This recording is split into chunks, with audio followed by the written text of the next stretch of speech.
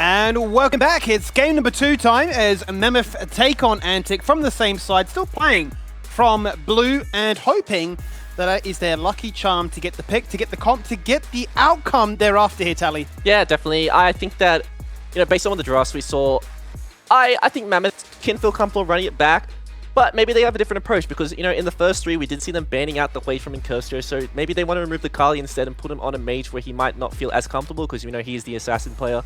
If they do have a plan to deal with this, like, immobile, very strong scaling control mage, that might be something that they can attack instead. Let's see then what the focus will be. I was curious if they're going to be looking to try and run it back with a very similar identity and say, look, it worked for us in those first 15 minutes. It works into the composition that Antic want to do. We just need to execute it better. Obviously, easier said than done.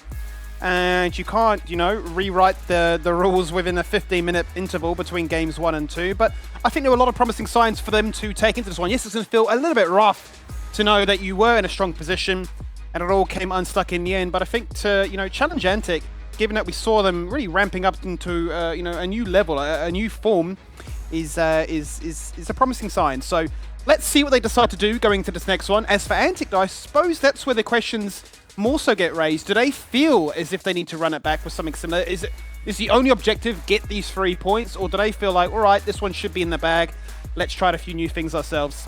I don't think you're at the point in the split anymore where you want to try stuff out, Skinny. I think this is like, you want to play your best stuff over and over and over, get your reps in, make sure you're comfortable when this, comes down to the playoff games, because we're getting very close to it, and I think Antic should feel comfortable to just, run back what they did last game. It worked so well. I assume we're going to be back on the same sides based on side selection, so they should feel comfortable to just, do very similar bans, very similar picks, and just aim for the same style. I'm curious, as we do load into the draft then, what will change? And as to be expected, it's the classic. That was too strong in game 1. It needs to be looked at, and that's exactly what we get. The 2 top laners are removed from the pool. No Skarner, no Rumble. And this time it's going to be a first pick for Ashe. Yeah, so the major change up here is we see Mammoth getting rid of the Rumble. Obviously, Zorius was too strong in it. Antic then, in response, think that there's no answer to Skarner when the Rumble is removed. There's nothing they feel comfortable playing into it. So they remove that, and now all of a sudden we have this really heavy bot priority. We see straight away the Ashe, the Aphelios, the Nautilus, so once again going to be the meathead support being traded for these, hyper-scaling 80 carries. But the nearly being picked up for Gooder is, it's really nice pairing with the CC coming out of the Ashe Leona, but I think this is something that you want to be playing Nautilus into. Yeah, it could be rough, isn't it? It's certainly a case of it got denied in the second half of the ban phase last game, and I think it could be a crutch that we can rely upon to give us that extra bit of sustain, damage, and ability, I suppose, to close out some of these fights with a little bit more conviction. Let's see, though, because Antic say, well, this time we don't need to actually hold our AD carry until the last. We will open our account with a first pick on the Aphelios. She's not banned it away this time, so why would we not? And for Foreigner, too, we know he loves to play the Viego, had that insane matchup against the Belvev, came out ahead, and then really stole the spotlight. Yeah, and I think as Mammoth right now, when you're seeing this Tristana being removed from the game, you need to think about this Akali. This is probably something you really want to ban. You can't do anything to Akali as Nidalee or Ashe. You are sitting ducks. It's so hard to roam on the Akali as Leona, so it's just way too many, good angles for Incursio to lock this Akali, and if he wants to blind pick, I think he absolutely can. Well, let's see if they are also on the same wavelength as yourself there, Tally. They've banned away one mid laner in the Ahri. Will they consider, with the seconds ticking on down, that an Akali ban is warranted? Instead, they also ban away one of their own champions. They take away the Sylas, considering, well, maybe a Sylas that can have a Leona ult and an Ashe is just too much. Yeah, I think this is a completely fine angle for Incursio if he wants, just pick the Akali. I think he should feel comfortable, regardless of what Praise plays into him, that his champ will be good, but he decides to go for the Azir, and I'm really curious to see Incursio on the champion. I think that Azir isn't really in such a good position right now. He's kind of like a filler pick, but if this does end up being that, Bruiser Azir build that we're used to seeing, I think it's still going to be completely fine into their comp. It's very scary playing, a squishy champion into stuff like the Ashe and Nidalee Spear. There's so many long-range targets you have to worry about when you play this champion. Certainly is. Obviously, a very proficient champion. Dominated the meta, all split, well, at least last split anyway. But it has been denied now. They've locked in the Corki again. Oh, no, it's coming back. Corki versus Zia.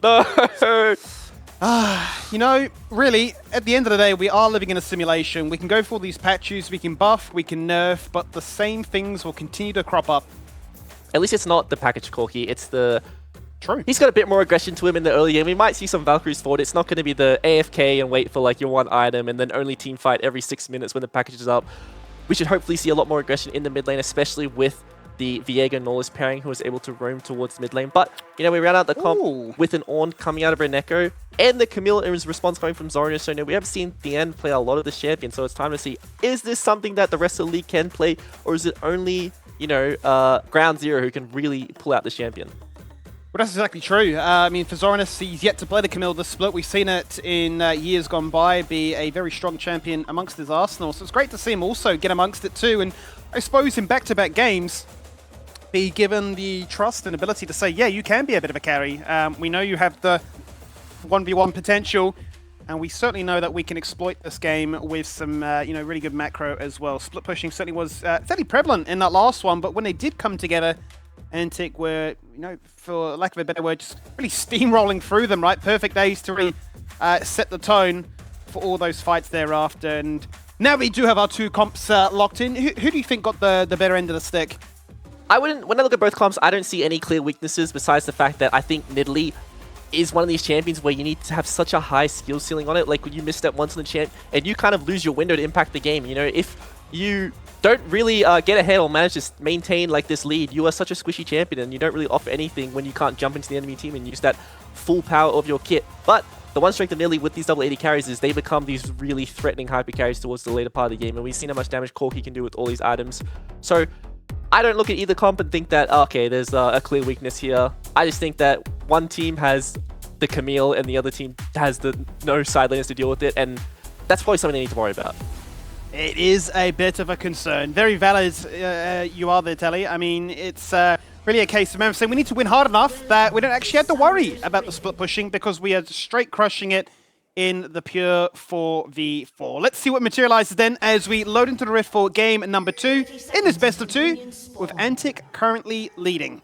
Yeah, and that's a tough position to be in, Skimmy, as the non-favorite team. You know, like thinking that you have to get ahead, you know, in the 5v5, because when we get into the side lanes, when Camille has access to those flanks and just sitting in the you know, like the corridors, you're putting yourself in a lot of dangerous positions because Zorinus in the 1v1 can, you know, start taking those turrets when he has enough sustain, you know, can find those solo kills onto the Corki, onto the Ornn as soon as he gets enough items, because as Camille scales up, this really isn't the champion who can really deal with him in the side lane.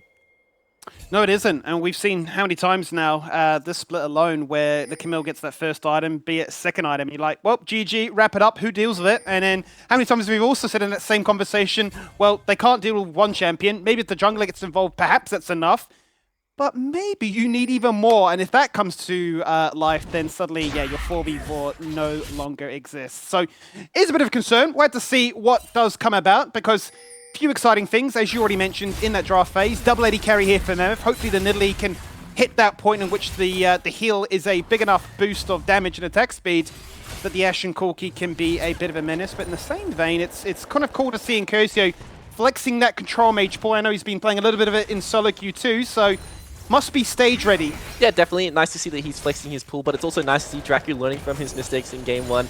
Not face-checking the bush this time, throwing out the hook to make sure that, okay, if there's someone in this bush, at least I have my Aftershock and I won't take any damage. We expect to see the Ashe being the stronger one in the bot lane right now. You're using that volley, using the power of Ashe in early game to get the priority in bot lane. But we do see both junglers partying towards bot side, so this might be a bad time for Foreigner if Gooder decides to attack him in his bot side jungle.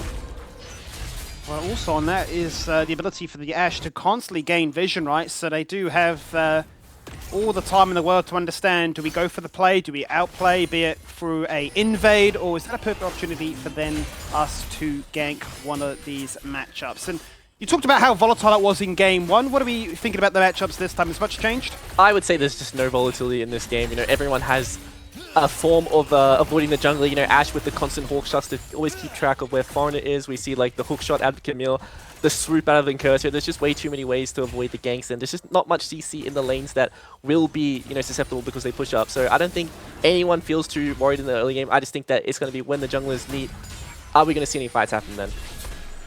Speaking of junglers, I think you really want to make sure that Voice can link up with Gooder nice and early to guarantee them that, you know, CC to make sure that these spears connect. The execute pounce is there to follow up, and that they can get the ball rolling nice and early. Same tune as game 1 for Zorinus. He's managed to push in the wave, keep Reneko locked underneath his tower, and also drop his health fairly low in the process. Gooder though, going to plant vision where it already exists and equal that of what Antic have to protect themselves in the bot lane, but Unable to find a lane to target just yet. He's going to have to settle for the scuttler. Yeah, Goodo might go for the double crab, but I think Foreigner wants to take this gank instead. No support, jumping on in then, looking for the engage angle. Gunkrab already zoned away. Voice overcommitted. Once you go in as Leona, there is no getting out. And unfortunately for him, the first blood goes to Raze. Yeah, this might be that miscommunication I was talking about, Skimmy. We always talked about how we saw Foreigner on the Hawk shot. We knew that he was pathing bot, and they still decided to, go for the aggression in the trade when Draco plays aggressive himself. And I think Goodo was going to be able to get ahead, getting the double crab, even hopefully picking up the chicken respawn or the raptor respawn here. So he's going to be very far ahead in his individual 1v1 with the camp lead. But I think his bot lane might have, fallen a bit too far behind for that to matter. Yeah, it's pretty rough for them to start off on that case. Goodo took the opportunity then to steal a few camps away from Foreigner, but with the pathing back for what he anticipated still was there, he's going to be cut short on that recall that he was hoping for. So back to base he goes, looking to try and get himself in a point of power, much like he was on that Jax. Certainly if Nidalee can get ahead, it can take over the show. But easier said than done. Doesn't usually find the most success in OS, and very much in the same conversation as an Ezra, right? You almost need the player to have a license to part these champions, because some are good and some aren't. Yeah, definitely. And I'm excited to see Predator on his core here in mid lane, because we know him as the former AD carry from PGG and how much prowess he had on that role. Considered one of our better players in the region, and I might have just cast a curse to Zenith. I think you may have done. You've said just how good he was, so it's only fair that he then falls on down 10 seconds later. On this occasion, he plays right into what you mentioned. The volatility should be nothing. Valkyrie flash, and you're gone. You're safe. Meanwhile, bot lane, Voice jumps in on his own. Bear in mind, he says, "Raze, what are you going to do? Can I feign any kind of panic flash?" But he holds his nerve. Yeah, it gets the ward that Raze places down in the bush, so he clears out the only vision they're going to have access to in lane. Support's out trading 80 carries in the early game. Like, this is nothing new. Leon is broken. But to touch back in on the map state, Praedyth, this is probably the only player who I've really seen do this in the mid lane position. He holds his TP a lot. He doesn't, just commit it back to lane straight away.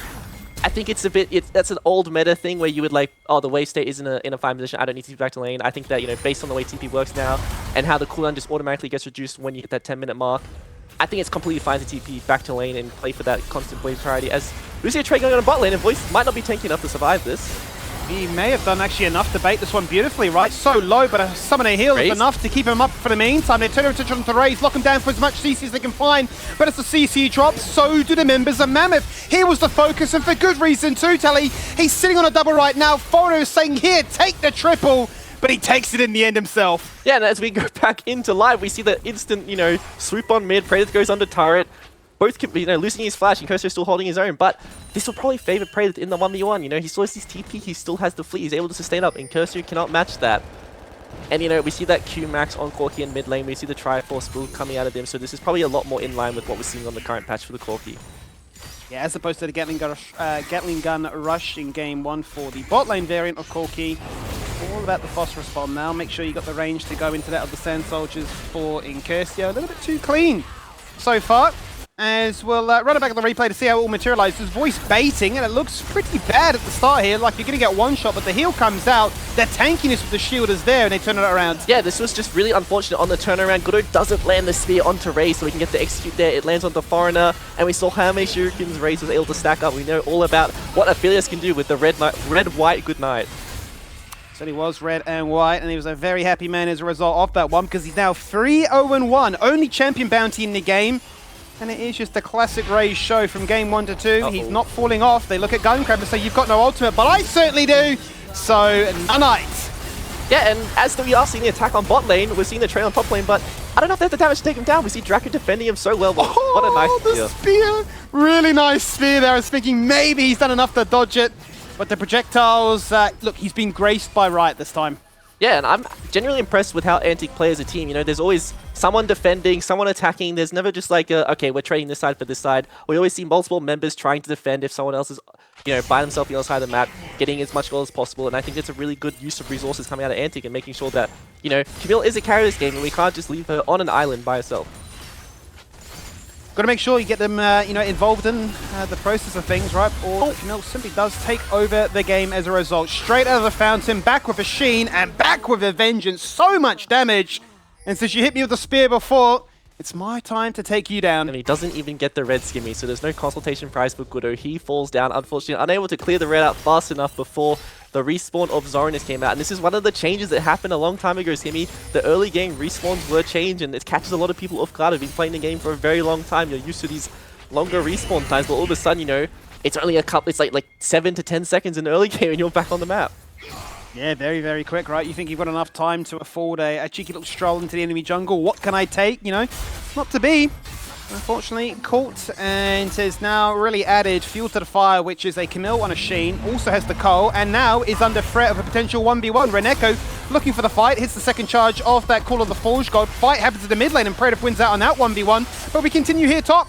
It's gonna be and we're watching them trade out shields and mitigation, and who can find the reset? And in the end, he says, you know what, nice bellows breath, but watch this! Fakes it with the hook shot backwards, but then flashes on his head for the stun. Yeah, very well played by Zoranus, flashing over the top of the belly's breast so he doesn't apply the brittle to him, because if he could find that brittle, that would have been an execution for Reneko. Reneko the one aggressing there, trying to find a solo kill, but just unfortunately misses the initial Q, so he can't get that slow to really hit that Ornn combo that we're so used to seeing. Really, really nice outplay there by Zoranus to eke out the advantage. Once again, Draku finds a target, locks him down, and says, Raze, how would you like to have 5 kills now? Collector already done, that's before the 10-minute mark. And whilst Predator has picked up the Trinity Force after his kill on mid lane, which we're going to watch now, this is a dice. No way that arrow hits! Yeah, it's really unfortunate. Sometimes you do this, you know, everyone thinks about these Ashe arrow mids. You remember like the double lift clips of just the constant arrows mid and how impactful they can be on these mid matchups, because sometimes you don't really want to arrow your lane because of how far you fall behind, and we see Guncrab falling down again, so committing resources to mid is the correct play here. Let them live, guys. Antic. Mercy. You have been bullying this bot lane like there is no tomorrow. Even Zoranus, he's got bored of top lane. He's won it that hard that he's come down here to get amongst it all. He's got no TP. He's cancelled the recall. 3 men become 4 as they really want to make sure that Voice and Guncrab are not going to be participating in this game whatsoever. Voice jumps out one way, ults the other, and I don't think anyone's going to fall on down. So that turret is gone. The plates have all been consumed. And Antic have so much money. Yeah, very strange setup coming out of Mammoth. We've seen another arrow landing on the Curse here, but not this spear, so I don't think they have the damage, Skimmy. Double skill shots, the projectile's only one connecting, and the arrow simply was enough. Oh, it is very broken, so at least they'll trade back something. Opposite sides of the map, and it is going to be Guncrab that gets amongst it too. I didn't even know that was an interaction, Skimmy. We see, you know, Reneko using the charge, which, you know, we know breaks terrain, cast it on the Azir ult, you know, mid-animation, and it just deletes the ult. It doesn't exist. I've never seen that before. Very niche. Well, today you get to learn something new. Even a mid lane extraordinaire like Telly himself has figured out something new he can bring to those solo queue games.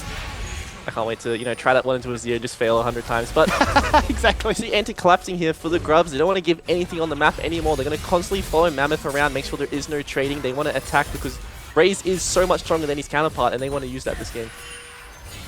They certainly do. Still the only person in this lobby with a champion bounty, so 700 gold to be picked up if they can find him, if they can gain access. Very hard to do so at this point though, because it's got a flash as well as the cleanse. The lockdown simply will not be there. And really, you are very much reliant then on a skill shot connecting, be it the Ashe, the Leona, or even the Ornn. But there is no Vi to guarantee that that target cannot outplay. Another item note being picked up by Goodo, Lichbane there. Certainly going to add an extra layer of power to the combo that's already been so proficient for him so far this game. You can see they're very concerned about their own side of the jungle. They've been completely zoned away. They didn't even check the bush, Jimmy. Oh! Well, across the wall, Draku goes and says, surprise, watch this, Moonlight Vigil, you're dead! It connects, but in the end, it's the depth charge that does the final bit of damage. And Voice with nowhere to turn. He has a flash, he doesn't want to burn it. Is he going to use it at all? He does in the end. And I mean, Antic's pressure, it's becoming insurmountable. Yeah, and Predator's just running straight for the wave, but we do see an all in the bot lane. Will this be different this time, Skimmy? Another cheeky 1v1, really nicely done with the Hextech ultimatum jumping right across that Call of the Forge God. The brittle's been applied, the damage is there, but he just doesn't have enough time. And Reneko, I mean, the 0-2 scoreline doesn't look pretty, but these have been close. Yeah, that's a completed item against a non-completed item. Raze has the cleanse, but, you know, it waits a very long time to commit it, so he has to burn the flash as well. You know, was going for a little bit of disrespect there. Hoped he could tank that one out, you know, absorb the CC, but that wasn't the case. See, with Predator with the TP going onto bot lane, he just cares about farm, Skimmy. He doesn't care about his team at all. He will just keep going to these waves. He doesn't want to interact with these fights. He's probably like, guys, I need to get 3 items. Just hold up. Trust me, guys, I'll outscale this Camille. Don't worry. Oh, wait, they're 3-1. Well, I need a few more kills. I need a little bit more farm. Does actually have the most farm in the game by a bit of a A bit of a wide margin at this point, but does that really matter if he's going to force, you know, situations like this where he gets collapsed upon by so many members? Voices. Tried to go for the Zenith Blade there, and Predator says, you know what, I think I'm dead. I'm just going to flash and raise head and try and get something, and he does! Incredible! They trade 1 for 1, exactly like that, and then Voice realizes, well, I guess I'm just the next one on the chopping block, and falls down shortly after. That's a shutdown to Praetus. I mean, that's exactly what he wanted. You know, he's going to be a little bit accelerated now, hopefully get towards these next items. Curious to what that will be, if it's going to be like the rapid fire cannon that we see from Chovy overseas so consistently. But, you know, I think that based on the fact the enemy team is going to be diving into you, can go for a lot more of that DPS build, focus on, you know, getting the Infinity Edge into the LDR as soon as possible, so your DPS is as optimal as it can be. I'm sure he's got a huge injection of gold there, so let's see exactly how much that's boosting him up the ladder. You can see now actually second overall. Ray still firmly at the top, up by 1,500 over that of Praetor, but he is the only one up there really giving signs of life. I suppose Good are not too far behind. Both the junglers keeping a lot of pace, but the top lane is surprisingly, despite how well Zordis has been doing, nowhere to be seen. Yeah, definitely, and I think that Praetor might be listening to the stream, so he sells his Zeal, he refunds it, and instantly buys a Yo Sword. He wants to get Infinity Edge as soon as possible, get as much single target DPS as he can. We see Zarnis grouping. He doesn't want to be playing to the side, you know, giving Mammoth something to trade on. Even though he can win the 1v1 against Praetor pretty comfortably, he doesn't need to. He just needs to make sure that his team gets objective, his map is, you know, in a good state, and he can impact the game as soon as possible. Red team's turret has been destroyed. Another turret falls on down, as that's what Praetor's been able to pick up and turn attention on towards Incursio. Reneko's already jumped in with the commit. Great flash out of the Emperor's Divide, otherwise he was certainly the next one for them to take on down. Still might be, actually, as he just is in range there of the hook of the Nautilus, and they waste no time to take him down. Summon the Herald, and that kill compounds even further. A bit of a cheeky base race at this stage. Just they don't win, Skimmy. They don't win. They do not. Absolutely do not want to race. You don't want to ever base race Rift-Held. It's too powerful at pushing turrets. Have to see if they do want to go for the inhibitor. One of the main things in League is you really don't want to blows inhibitors pre-20 minutes, because that's a 3-minute downtime where you're just funneling free gold to the enemy team. And there's no major objective on the map like the Baron or the Elder Dragon later on in the game that you can really take while this inhibitor is down. Well, the inhibitor does get left standing as you wanted, and the only thing taken on that occasion, there would have been 2 turrets. So down to 50%, they're going to be pretty happy that the damage has been done. But Reneko is going to trim that wave, isn't going to allow those minions to take that inhibitor for free to try and funnel that gold, as you mentioned. Checking in then, you can see that the flip, I suppose, saving grace for the team that is behind. I'm sure Mammoth aren't too upset by the fact they were able to open a lane of pressure, especially considering that the next objective for them to contest over will be this Drake. 2 done already so far by Antic. They got the soul, or very close to getting it last game. Let's see if they can look to try and disrupt it this time, as Goodo has been caught. He will go golden, but it really does feel like he's delaying the inevitable here, unless he's got some crazy tricks up his sleeve. Not to be. Zornis wipes that one out. Okay. Flash on his head, gets it done. Double kill to be found. And the Camille says, I want to reach the same heights as this Aphelios. They've got 12 kills between them. Yeah, this is the problem, the disconnection. Once again, we see Gudo a bit ahead of his team. We saw how powerful Sorinus is when he finds these 1v1s. Like, no one can really stand up to him right now, especially in the Hextech Ultimatum. It's so easy for him to take out these squishy champions. And, you know, Draku, once again, another ult, another kill. We keep seeing hooks landing, and maybe this one shouldn't have landed, Skibby. Maybe not this one. Maybe you've bitten off a little bit more than you can chew on this occasion. Or perhaps you're just the best player, and you just continue to serve all these delicacies to race to say, have some more gold, have some more, as a Arrow is going to go all the way to top lane and barely missing onto Zominus, who is just chilling by the Hex Gates. Yeah, I just love how Predator just does not care about the game state at all. He is in the side lane. Anyone comes, he fights them, and then he keeps pushing. He's trying to get as much gold as possible. Infinity Edge will be bought on this reset here from him, so he is in terms online when it comes to his power, but then you have to look across the map at Raze, and he is, you know, the same strength, if not stronger right now. Well, that's exactly right. I mean, last time we checked in, he still had 1,500 gold over that of Praetor's Corki, so still in an incredibly strong position. Two of the bet items, you'd say, with the cloak being picked up there as well, so has a lot of critical strike. And with the flash just coming off CD now, with that and the cleanse for this upcoming Drake fight, I mean, you'd be pretty mad to want to entertain the 5v5. Yeah, I think it'd be a bit crazy for Mammoth to want to take this 5v5 right now. I think they're strong, but not quite strong enough, but they are walking against me. Well, they will commit to it and say, you know what, watch this. Reneko jumps in, has nothing to headbutt into, so no stun will be found, completely exposed. And the first one to fall on down on this occasion. Heartbreak used by Foreigner. to get himself access into that fight. And you know what? We'll just look at the mid lane, because Foreigner's going to get that dragon on his own, and they'll just hold a 4v4 in mid. Yeah, good call by Antic. Foreigner has the Blade Rune King, so it's very easy for him to solo out this dragon. They don't want to drop this mid turret, since if they commit members to the dragon and help Foreigner, they leave their mid lane susceptible to falling down. That's gold they did not want to hand over to the Mammoth side. One winning thing for Mammoth here is we do have the 1v1 onto Praedyth, and I don't think he wins this one quite yet. Let's see if he can get this one on a winning term, because he's flashed out of that Moonlight Vigil. Voice is still applying enough pressure onto Raze to warrant that of the flash to disengage away. Broken the vision line. Praedyth is stuck here, gets an Ash arrow, hits the Phosphorus Bomb, and look at the damage it did for the second time now. Raze's nemesis has been out of Praedyth, old 80 carry, but this time in a new role, still has it out for him. Yeah, Gunkrab may be running it down this game screen, but these arrows are extremely clutch. Such a nice arrow lands on the Foreigner, which means he gets to live that extra couple seconds and finds the Q auto attack onto the crucial member of Raze. So another shutdown into Praedyth's pocket. We see the buildings of the rapid fire cannon coming into his inventory, and I think that when this item comes online is when Praedyth can finally start, you know, being the big boss of the Rift. And it's what you mentioned before, right? Team, please believe in me. I just need 3 items and we can win this one. We'll speak of another champion that absolutely loves to hit 3 items.